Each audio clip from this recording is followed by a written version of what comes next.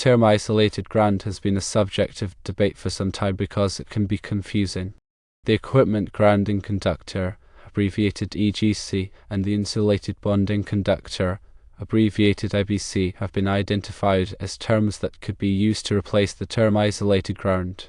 However, there is still no universal agreement. Let's look at proposed terms like Insulated Bonding Conductor, IBC. This term accurately describes the conductor's function. It connects and bonds equipment to the grounding system while providing insulation.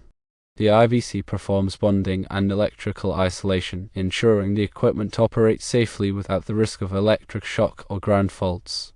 Another proposed term is Dedicated Bonding Conductor, abbreviated DBC. This term highlights the conductor's specific purpose, which is to provide a dedicated path for bonding equipment to the grounding system. The DBC does not serve any other functions, such as carrying current or providing neutral paths. Both IBC and DBC provide clear and descriptive terms for the conductor's intended use, eliminating the ambiguity associated with the term isolated ground. They also emphasize the conductor's role in bonding and electrical isolation, which is critical for maintaining electrical safety. The proposed terms IBC and DBC help eliminate the misconception that the conductor should be connected to a separate grounding electrode. By emphasizing the conductor's function as a bonding conductor rather than a grounding conductor, these terms reinforce proper installation practices to ensure safety. Firstly, the insulated bonding conductor, or IBC, provides a safe path for fault current, minimizing the risk of electrical shock. Secondly, the dedicated bonding conductor, or DBC, offers a clear and direct connection to the grounding system. Thirdly, these terms help eliminate confusion and promote proper grounding practices. In electrical systems, grounding and bonding are essential safety measures. Firstly, grounding provides a path for fault current to return to the source, tripping a circuit breaker or fuse to energize the circuit. Secondly, bonding connects all metal parts of an electrical system to create a low impedance path for fault current. The equipment grounding conductor, or EG, is a critical component of the grounding system. Firstly, it connects the metal enclosures of electrical equipment to the grounding system. Secondly, it provides a path for fault current to flow back to the source. The size of the EGC is determined by the size of the overcurrent protection device in the circuit. Table 250.122 in the National Electrical Code, abbreviated NEC, provides guidance on sizing EGC. Insulated bonding conductors and dedicated bonding conductors offer improvements over the term isolated ground. They provide clear descriptions of their function and purpose, reducing the risk of misinterpretation. Grounding electrodes, such as ground rods or ground plates, provide a connection to the earth. Firstly, they help dissipate fault current to the earth. Secondly, they provide a reference point for the electrical system's voltage. The resistance of the grounding electrode is critical to its effectiveness. Firstly, lower resistance provides a better path for fault current. Secondly, the NEC requires a grounding electrode resistance of 25 ohms or less. Bonding jumpers are used to connect different metal parts of an electrical system. Firstly, they ensure a continuous low impedance path for fault current. Secondly, they are used to bond metal water pipes, gas pipes, and other metallic structures to the grounding system. The size of the bonding jumper is determined by the size of the largest circuit conductor. Table 250.102 in the NEC provides guidance on sizing bonding jumpers. Ground fault circuit interrupters, abbreviated GFCIs, are designed to protect people from electric shock. Firstly, they detect small imbalances in current between the hot and neutral conductors. Secondly, they trip the circuit when a ground fault is detected. Arc fault circuit interrupters, abbreviated of size, are designed to protect against fires caused by arcing faults. Firstly, they detect abnormal electrical arcs in a circuit. Secondly, they trip the circuit when an arc fault is detected. Surge protective devices, abbreviated SPD, protect electrical equipment from voltage surges. Firstly, they divert excess voltage to ground. Secondly, they help prevent damage to sensitive electronic equipment. Electrical panels, also known as load centers or breaker boxes, distribute electricity throughout a building. Firstly, they contain circuit breakers that protect individual circuits from overcurrent. Secondly, they are typically located in a central location in the building.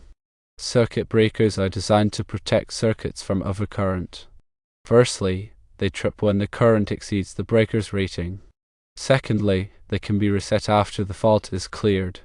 Fuses are another type of overcurrent protection device. Firstly, they melt and open the circuit when the current exceeds the fuse's rating. Secondly, they must be replaced after they blow. The electrical wiring should be installed according to the NEC. Firstly, proper wiring methods ensure safety and prevent fires. Secondly, the NEC specifies the types of wiring that can be used in different locations. Conduit is a type of tubing used to protect electrical wiring. Firstly, it provides physical protection for the wires. Secondly, it can be made of metal or plastic. Electrical boxes are used to enclose electrical connections. Firstly, they protect the connections from damage. Secondly, they can be made of metal or plastic. Wiring connectors are used to join wires together. Firstly, they provide a secure and reliable connection. Secondly, they come in different sizes and types for different applications. Electrical tape is used to insulate electrical connections. Firstly, it prevents short circuits and electrical shock. Secondly, it should be listed for electrical use. Multimeters are used to measure voltage, current, and resistance. Firstly, they are essential tools for troubleshooting electrical problems. Secondly, they can be analog or digital. Clamp meters are used to measure current without disconnecting the circuit. Firstly, they clamp around a wire and measure the magnetic field. Secondly, they are useful for measuring high currents. Insulation testers, also known as megometers, are used to test the insulation resistance of wires. Firstly, they apply a high voltage to the wire and measure the leakage current. Secondly, they can detect damaged or deteriorated insulation. Ground resistance testers are used to measure the resistance of the grounding electrode. Firstly, they use a 3-point test method to measure the resistance. Secondly, they ensure that the grounding system is effective. Power quality analyzers are used to measure various parameters of electrical power. Firstly, they can measure voltage, current, frequency, and power factor. Secondly, they help identify power quality problems. Thermal imagers are used to detect hot spots in electrical equipment. Thirdly, they measure the infrared radiation emitted by the equipment. Secondly, they can identify loose connections or overloaded circuits.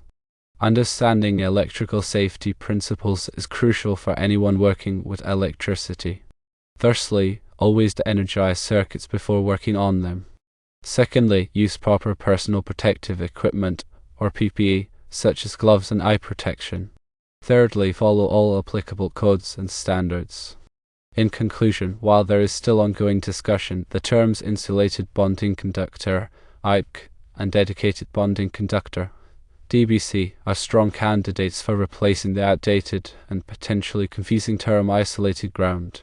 These terms accurately describe the conductor's function and purpose, eliminating misconceptions and promoting electrical safety.